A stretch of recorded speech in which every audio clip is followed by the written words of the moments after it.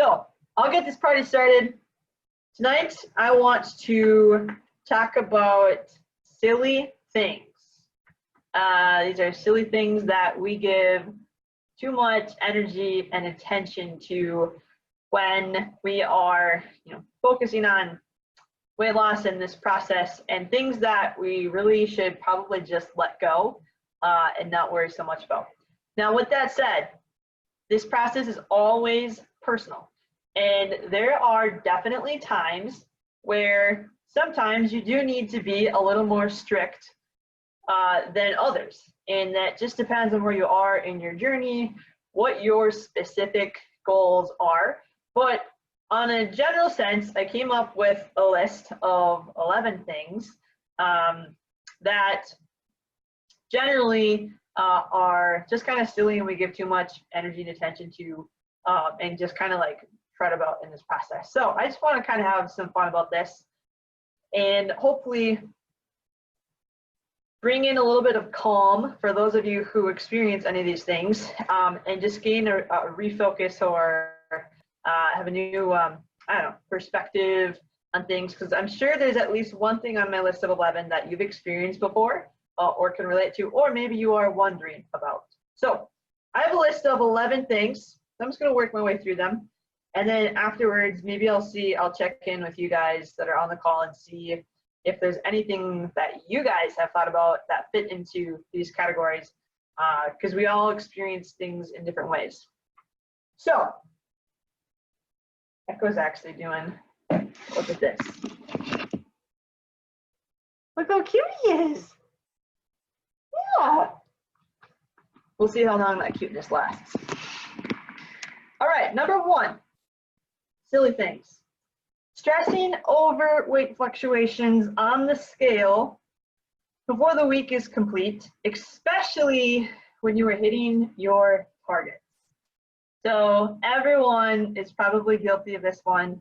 We step on the scale, we expect it to be down, and it's not, and we have a little disappointed moment or whatever, and we can't stop thinking about it, or we just give too much attention to it, when really we should just step on the scale, record the number, and then wait until the end of the week to actually give energy and emotion to what is actually happening, because fluctuations are always inevitable. Sometimes they happen in crazy ways and we really don't understand why. And they can throw us off. So the process, right, specifically with calories and confidence, is we track everything every week, each day, and at the end of the week, then we go in and analyze our data and figure out what it means, where we're at, what adjustment we need to make. So on the simplest sense, we hit our targets, we track our weight, the end of the week comes, we evaluate it, and then we figure out what we need to do moving into the next week. But I'm pretty sure we're all guilty of stressing over weight fluctuations, especially in the beginning of the week when we only have like 1 or 2 days worth of data, when we really should give it 7 full days of data to see what actually happens. So that's number one. Number two, your slice of bread was 28 grams instead of 28 grams as it was labeled on the nutrition label. I've had people ask about this before. So things like slices of bread or slices of turkey, or things that are like already in their serving sizes, when you weigh them out, they're like a gram or 2 off from what the package actually says, and you kind of freak out. It's really not necessary. It's okay, things are off a little bit like that. But it happens, and sometimes it can throw people off and you can get really worried about it. But I promise you, there's a very good chance that you don't need to worry about little things like that. If it's off by like 10 or 15 grams, that could make a difference, especially if it's an item that's high in fats. But that 1 gram, 2 gram, usually not that big of a deal. Okay, number 3, you tracked a medium apple because you didn't have a scale. So let's say you're out at like a party or a luncheon or something like that. You don't have your scale with you, and you just tracked an apple, Okay, you had an apple, so you just tracked it as medium, but you're not really sure if it was actually like large or small or how many grams it actually was, and you're worried about hitting your targets, and you just like put way too much energy and attention to it. When really you can just know that you tracked it, so it's accounted for, and even if it's a little bit off, that's okay. It's just one of those days. This happens. Number 4, and actually before I go into number 4, the way I'm describing these are just like simple examples, but these could be, it could be multiple things that fit into these categories. So example, for number 3, when I say apple, it could be something like a slice of pizza, right? So I'm just kind of thinking of just like one thing that comes in my head as an example, but you can fill in the blank with whatever relates to you the most with something like this. Okay, so number 4, you missed a planned workout. So you have a regular activity schedule, workout schedule, and for whatever reason, you weren't able to make one of your days of working out. And all of a sudden you start freaking out that you're not going to have any calories burned that day, which is not true because you have 24 hours that you are a living organism and burning calories.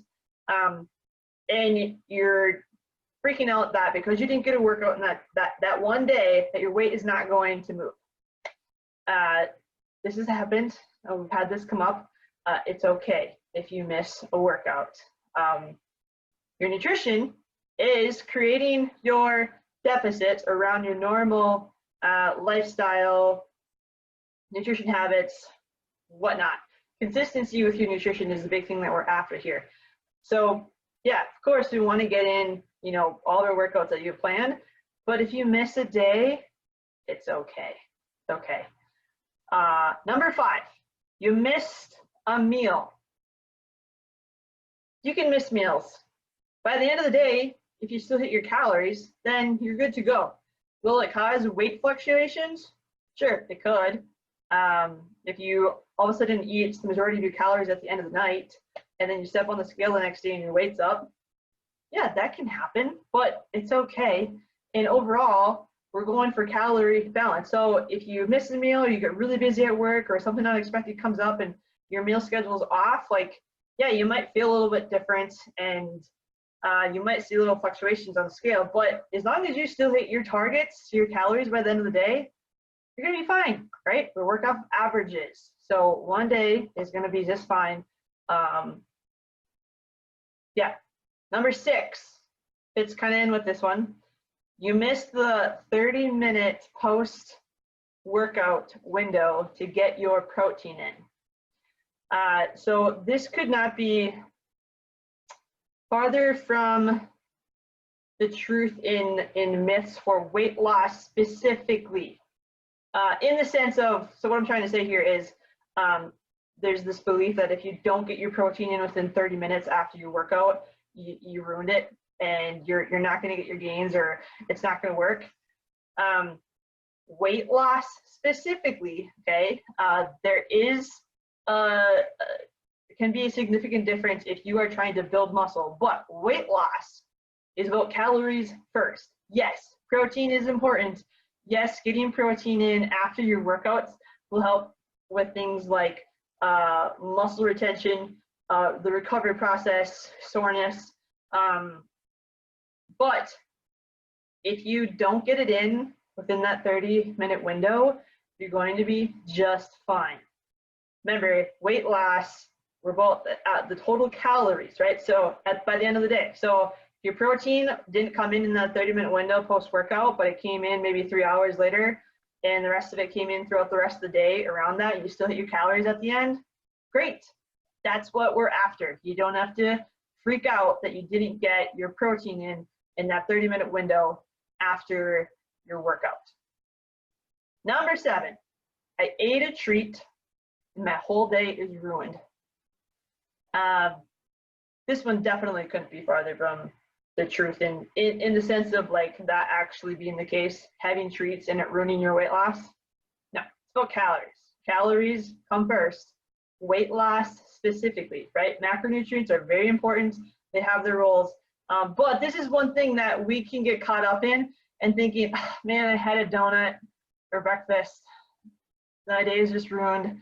I'm gonna hit my calories today, but it's just, my weight's not gonna drop, so I'm just gonna have to get back to eating clean tomorrow. Silly things, silly things. You guys, you can have a donut, you can have some pizza, you can have chocolate chip cookies. I had 2 of them today. They were awesome. Silly things. You can have treats. Plan them in. Pre-program them in. I have 1 chocolate chip cookie left. Actually, there's 2, but I'm saving 1 for my husband. We made them together yesterday. Small batch. So I'm going to program it in for tomorrow, fill in the rest of my day around it. My day is not ruined, right? So if you have treats, it's not ruining anything. But if you're giving lots of energy and attention to thinking that your day is just ruined or your weight's not going to go down or you had a treat, that is just silly. Super silly. Don't do that. Okay, number 8. My FitnessPal calories are in the red, but I hit my macros. Don't let my FitnessPal deceive you. It's just a tool that we use to help you guide things throughout this process. As long as you are hitting your macronutrients, you have hit your calories. Even if my FitnessPal says that you are under by 1,000 calories or over by 1,000 calories, but you look at your macros and you hit them perfectly, who cares? My FitnessPal is inaccurate all the time, and there's lots of things that can cause that to happen. Now, 1,000 calories is probably pretty extreme. I don't know if I've ever seen that before, but I'm sure you've experienced before of getting to the end of your day or hitting your targets and my FitnessPal calories being way off. That's silly. As long as you hit your macronutrients at your targets, you've hit your calories, even if my FitnessPal doesn't say so. And we know that because we know the formula. Protein and carbs have 4 calories per gram. Fats have 9. You can do the math and know that everything is okay. So don't give too much energy and attention to my FitnessPal being in your green or red zone. Focus on your macros. Number 9. I went over my carbs by 2 grams. We get this one a lot. Actually, I say used to get it a lot. I used to get this one a lot, where you're aiming, let's say you have 150 grams of carbs for your day. By the end of the day, you're at 152. You went over by 2 grams. So number 1, you have a 5 gram calorie buffer zone. So technically, you still hit your target. And number 2, it's 2 grams, which would be how many calories of carbs? 2 times 4, 8. When you're over by like a gram or a couple of grams, it's okay. Silly stuff. Again, this I will say. So going back to the very first thing I said before going through this list about there being times when you definitely want to be strict, or you know that you need to be really dialed in because of your personal goals. And sometimes being really, really accurate with your macros and hitting those targets within 2 grams could be the case for you. Most generally, that's not. And if you are over or under by 2 grams, okay. Silly things that we worry about sometimes. You have a buffer zone. Don't forget that. Oftentimes we forget that we have a buffer zone. Okay, number 10. I like these last 2 are the best ones, I think. I can't track that. I can't let my coach see that I ate that. I'm sure we've all had a moment. And the reason these last 2 came to my mind is because this is personal with me. I've had several nutrition coaches throughout my time. A lot of what I know and pass on to you are things that I've learned from the coaches that I've had and that I've learned from throughout my journey. And I've definitely had times where I ate something and I did not want to track it because I just didn't want my coach to know that that's what I ate that day. It could have been like 5 chocolate chip cookies all at once. And I just have this feeling like, I just don't want my coach to know that I did that. So I'm not going to track it. silly, silly, silly, silly, silly, silly. We're not gonna judge you. I just admitted I've had times where I've eaten 5 chocolates and cookies in one sitting and thoroughly enjoyed it. And maybe sometimes I felt guilty about it. Other times I probably haven't. But I've been there. We're not here to judge. We're here to help. And sometimes the things that we do are more humorous than anything. Another thing, and I mentioned this before, we go into your MyFitnessPal entries much, much less than we do your data sheet. We're looking at your data sheet 3-4 times a week, so we see numbers, but that is our main source of information of how we know where you're at, what you're doing, and the majority of what we do can happen just from that spreadsheet and knowing those numbers, watching those patterns, doing the analytics right off your spreadsheet. But then there are sometimes in certain cases where we need to dive in a little bit deeper because things aren't matching up or we're just kind of confused, and then we'll go into your actual entries and give suggestions or pull things out and we'll see stuff. But majority of the time, and this, I should say, this might be a little bit different for Wendy. Maybe she really loves going into FitnessPal a lot more than I do. I spend the majority of the time on your spreadsheet, analyzing those numbers and doing the analytics from there. But anyways, it's much more rare that I'll go into the MyFitnessPal entry. So oftentimes you could be fretting over something that I've never even seen or never even knew about, or we didn't know about. So it's personal. And even if it does, there's something in there, again, we're not going to judge you. We're only here to help. And we've had plenty of things that we've, like weddings, parties, potlucks, come on, we've done it all. So that was number 10. Number 11, last one, questions. I said, stop guessing, there are no stupid questions. We are here to help. So silly things is, so this one is about being worried about asking questions. That is just silly. It is so silly to think that you can't ask questions or a question that you've asked before. That is definitely not the case. We want you guys to ask your questions and ask them again, and make sure that you ask as many questions as you need to feel absolutely confident when you are going through this program and by the time that you leave the program. If there are no silly questions, I mean, actually there could be silly questions, but we'd probably just laugh about it together. There's no stupid questions. Like, this is an educational experience, right? You guys have our brains and our knowledge that we get to pass on you because you have questions. We know you have questions. I still have questions. I still bring questions to my coaches. So it's silly to just hold that stuff inside and try to figure it out on your, actually, it's not silly to try to figure it out on your own, but it's silly to try to figure it out on your own and not get confirmation from your coach, because self-education is actually awesome. And I very much believe in that, but I also believe in confirming it, right? So getting confirmation from someone that you trust and feel safe with to confirm what it is that you're learning or that you're curious about. So it's silly to leave those questions inside and not ask them. We are here for you guys to help. We can get on a phone call, we can text all day long if we need to, we can go over it 5 times if we need to. We're here for you. Everyone learns at a different place or a different pace, probably in a different place. Some of you are in California, some of you are in Minnesota, some of you are in Tennessee, some of you are in Wisconsin. Probably some other places that I'm missing.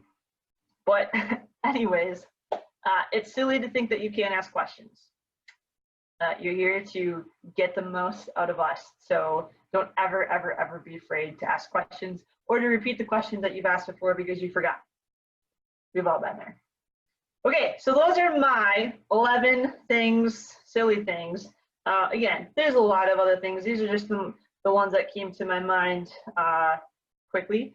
But I'm just gonna ask you guys if there's anything else that came up or if you could relate to any one of these, because here's the thing. These things came to my mind because, well, number one, I've had people text me about them. and ask. But two, a lot of them I've personally experienced myself. So I just got vulnerable there and admitted to a lot of things. So I'm curious, do any of those relate to you, or do you have any other ones that you're willing to share with us so we can all enjoy the silly things together? I'm going to start with Wendy.